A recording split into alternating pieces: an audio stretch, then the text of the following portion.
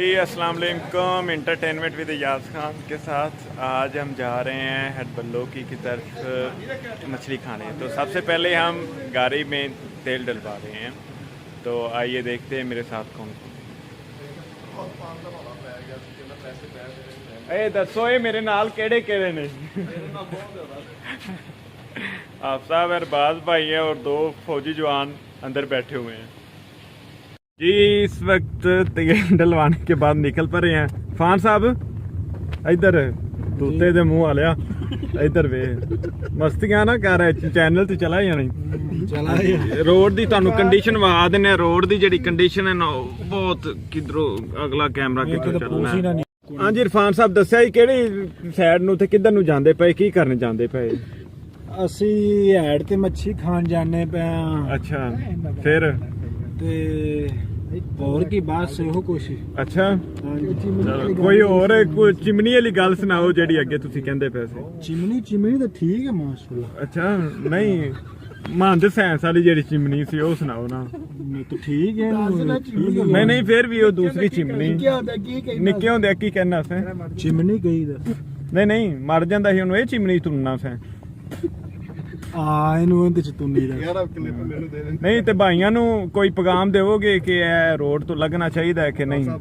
लगना चाहिए इस रोड ਤੇ ਕੀ ਹੈ ਮਾਣੋ ਮਿੱਦੀ ਹੈ। वाह क्या बात है। की क्या भाई ने की क्या मानो मिद्दी है भाई? ਮਾਣੋ ਕਿਨੂੰ मानो किनू कहंदे ने ਪਤਾ ਨਹੀਂ ਮੈਨੂੰ ਤਾਂ ਆਪ ਨੂੰ ਨਹੀਂ ਪਤਾ ਹੈ। की कह रहे जी?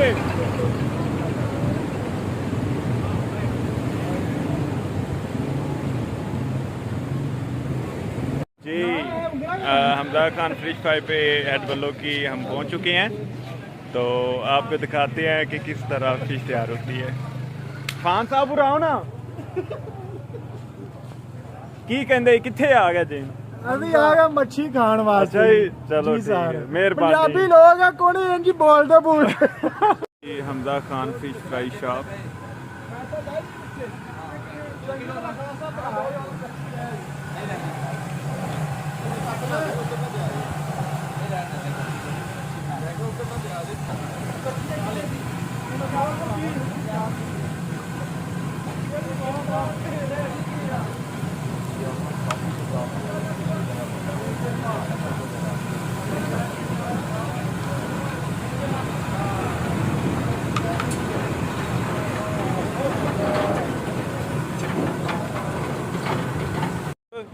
ਹੁਣ ਕੀ ਕਰਦੇ ਭਾਈ ਦੱਸਿਆ ਜ਼ਰਾ।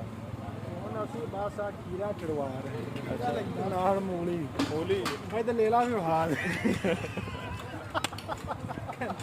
ਆਵਾ ਤੇਰੀ ਨਹੀਂ ਇੱਜ਼ਤ ਹੈ। ਆਵਾ ਤੇਰੀ ਇੰਨੀ ਨਹੀਂ ਇੱਜ਼ਤ ਹੈ। ਫਰਾਨ ਸਾਹਿਬ ਇਧਰ ਵੇਖਿਆ ਤੇ ਨਾਲੇ ਦੱਸਿਆ ਜਾ ਕਿ ਮੱਛੀ ਕੀ ਕੌਣੀ ਬੜੀ ਮੈਂ ਨਾ ਮਰੇ ਥਾਂ ਪਿਆ ਵਾਹ ਤਾਂ ਅਗਲੇ ਮੱਛੀ ਦੀ ਪੂਛਲ ਜਿਹਾ ਮੂੰਹ ਹੋ ਗਿਆ। ਉਹਰਾ ਵੇਖੇ ਨਾ ਇਧਰ ਵੇਖੇ ਨਾ ਤੇਰਾ ਵੀ ਤਾਂ ਬਣਿਆ ਮੈਂ ਨਾ ਉਹਦੇ ਵੱਡੇ ਮੂੰਹ ਵਰਗਾ ਜਿਹੜਾ ਅੱਗੇ ਹੁੰਦਾ। ਚਲੋ ਠੀਕ।